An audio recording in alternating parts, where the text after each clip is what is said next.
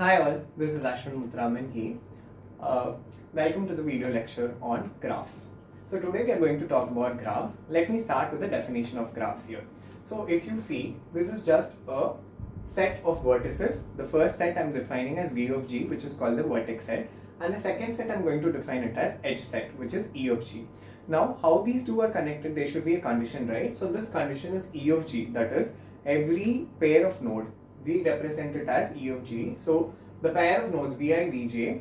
So this is called, I'm calling each one as a node, okay? So each of these nodes should be a pair, okay? This pair belongs to E of G, where each of these nodes belonging to V of G. So that means every connection here, so this we call it as a connection, every connection here should have the nodes registered in the vertex set. Let me give you an example. Let us quickly jump through an example. So now we have this example of 1, 2 and 3. So how I'll define what is the edge set and what is the vertex set here. So if you see this example here, we have 3 nodes. So I can call these 3 as vertex. So here vertex can need not be numbers, it can be characters, it can be strings, any representable identity you can have it as a vertex set. Now I have defined each of these nodes as numbers, so I'm just writing the V of G as 1, 2, 3. Okay, so this is the vertex set. Now we have to define the edge set also, right? So edge is nothing but a connection between any two vertices in the graph, which is actually, this is the graph I've given, so we need to write according to this connection. So now 1 is connected to 2, we write 1, 2 here, right? So we can write 1, 2 and we can also write 1, 3, right? Because 1 is connected to 2, 1 is connected to 3. Now you can ask me whether can we write 2 is connected to 1. That is not necessary, because I'll say now this definition has two meanings. Because a graph, this edge can be a directed edge or a non-directed edge. What is it? We already know what the direction means, right? So it starts from one point, ends to other point in the same line. Now Vi, Vj means it has no direction. That means we write it in a normal braces, and Vi, Vj which has a direction, we write it with angular braces to indicate that Vi is the starting node, Vj is the ending node, and there is a directed graph, directed edge between Vi and Vj. Right, now this is there. So now I'm writing this with normal braces here because that does not have any direction. So if you interchange and write also, it's not a problem. So if you write 1, 2 and 2, 1 in this, that becomes a duplicate in the set. So that's not required now. Now, if I go to this graph, this is a directed graph. You can see the direction, right? So 2 is connected to 1, 3 is connected to 1. But 1 is not connected to 2, right? So now here if you go and define the vertex set and the edge set, let us have, the vertex set is again 1, 2, 3, right? It is the same. So the vertex set is 1, 2 and 3. But then while defining the edge set, you have to be careful because this is a directed graph. Now let me define the vertex set like edge set like this. V2 is connected to V1. So I'll write V2, V1, and then I'll also write V3, V1. Right? Why? Because I cannot write V1 to V3. V3 is the starting point of the direction and V1 is the end. So this is how we define. Now moving on to the graph properties, we have a lot of terms and definitions for graphs and its properties. So let us go. Let me define a graph G of V, E, because this is the two sets that we define the graph with, right? Let me define N is the number of elements in the vertex set, that is the number of vertices, and E is the number of elements in the edge set, which is the number of edges. Now let us go through this maximum value of E. If you think about the maximum value of E, there should be two conditions now, because edge can be directed, edge can be non-directed as well. So let us consider this case, the non-directed case. So how can we define the maximum value of E here? Because take this example, let us take the root value 1 or any node. Yeah, this so let us take the node 1 here and then try to identify how many maximum number of edges it can form. If there are n vertices, we are taking one vertex and then considering all the n minus 1 vertices, right? So for the value node 1, it can have n minus 1 number of vertices. This is for one vertex. So for the next vertex, when you take in a non-directed graph, what will happen is 2 is already connected to 1. So now you have to remove two things and you have to connect to other n minus 2 vertices, right? So for 2, it will be n minus 2. It goes on till the value becomes 1. So this is just a summation from 1 to n minus 1, which comes out to be n into n minus 1 by 2. right? This is for non-directional graphs. So I am representing it by this. This is for non-directional graphs. Now for directed graph, if you think about, now what is the difference between directed and non-directed graph? You can say 2 is connected to 1 and 1 is connected to 2. There is a transitive property. But for non-directed graphs, if I say 2 is connected to 1, it does not necessarily mean that 1 is connected to 2 until that edge is present in the edge set, right? So the number of edges should obviously increase, right? This makes a logical sense. Now let us calculate it mathematically. If you take the first vertex and then connect it with n minus 1 vertices, that is going to be the same. The starting is going to be the same. It is going to be n minus 1. But for the second vertex, when you take, we already assumed that 1 is connected to 2 in the non-directed case. Now it is not the case. 2 should be connected to 1, yes. So again it will become not n minus 2, it will be n minus 1 only. So it is always n minus 1 plus n minus 1 until it becomes n minus 1 only. So how many number of, for each vertex we are calculating, right? So there will be n values like this. So it is going to be n into n minus 1. I am representing this as the directed case. I am going to put this here. So directed and non-directed is represented in this way here. Now there are few definitions that we have to understand here to move forward. So E is equal to V of ij. In this case it is non-directed. Then we say that there is something called as E is incident on. E is incident on Vi, Vj. Means this particular edge is incident on 2 and 1. But in this case also we call the same. This edge is incident on 2 and 1. That is true. Okay. Now, but when we talk about adjacency, that plays an important role.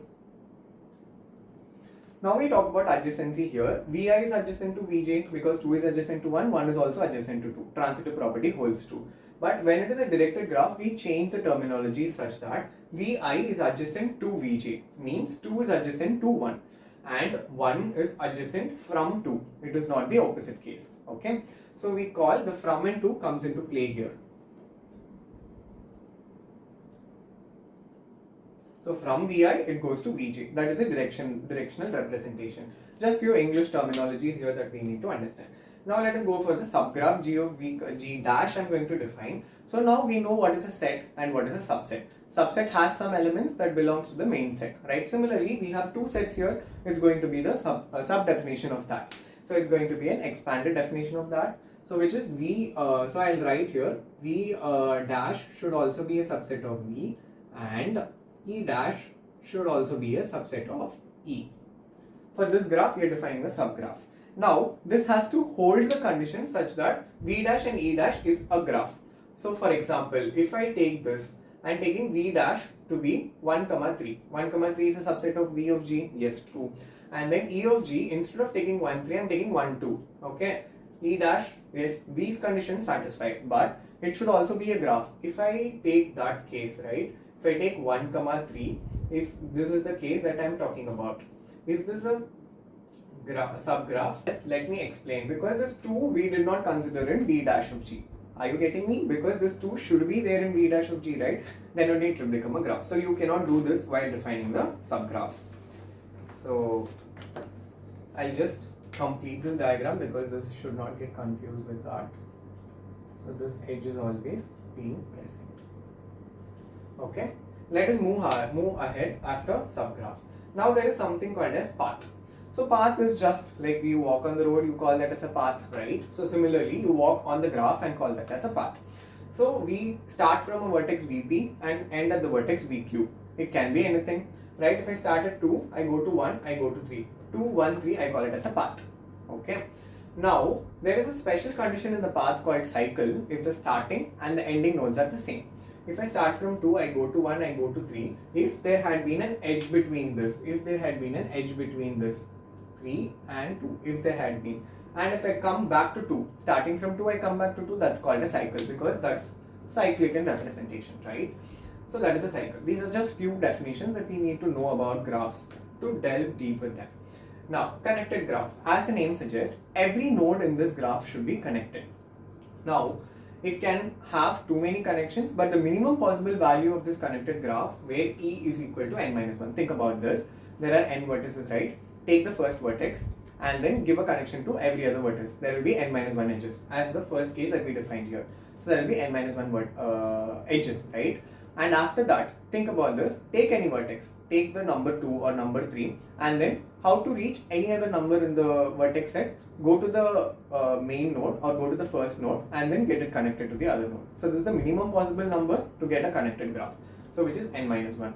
If at all e is equal to n minus 1, tree we also define it with no cycle, so there should be no cycles in the graph, then we call it as a tree. So connected graph means from any node you should be able to travel to any other node, that is called as connected graph. And a connected graph is called as a tree when the connected graph does not have any cycle, and the minimum possible value for a connected graph should be e is equal to n minus 1, that satisfies in tree because there is no other cycle.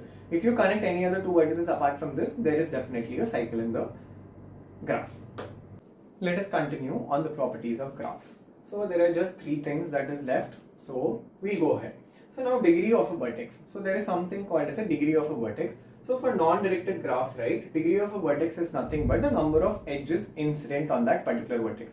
So in the previous slide we told that the E is incident on Vi and Vj when there is an edge existing between Vi and Vj, right? So we call that, for example, take this graph, simple. So right, take the vertex 1. So there are two edges, 1, 2 and 1, 3 incident on this. Then the vertex degree of vertex 1 is called as is equal to 2. Okay, degree is nothing but the number of edges incident on that. But now when going to the directed graphs, what will happen? The degree should be defined in two terms, which is in degree and out degree. So for example, the number of edges incoming towards it. So in degree means incoming towards it. So the number of edges which falls like this on the vertex, that is the number of edges incoming towards the graph. So for example, here take the same node 1, there are two incoming edges, right? So then the degree in degree is called as 2. Here it is 2. Now for out degree means it releases certain edges outside, so to other nodes. So there is a connection from this node to other nodes. So take the same example 1, there is no outward edge from 1 to any other vertex in the vertex set, right? So then the out degree will be 0. So but for example, take the node 2 or the vertex 2. Now the number of edges outgoing is 1, right? So out degree will be 1, but then there are no incoming edges, the in degree will be 0.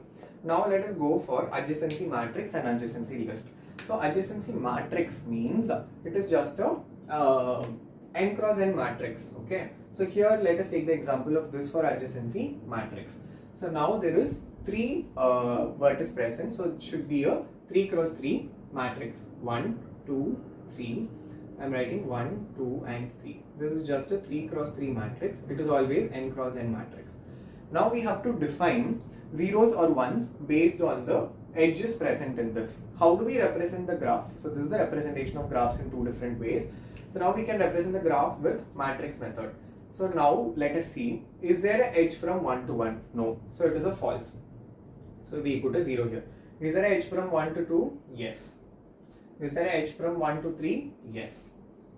And 2 to 1? Yes. 2 to 2, 0. Is there an edge from 2 to 3? No.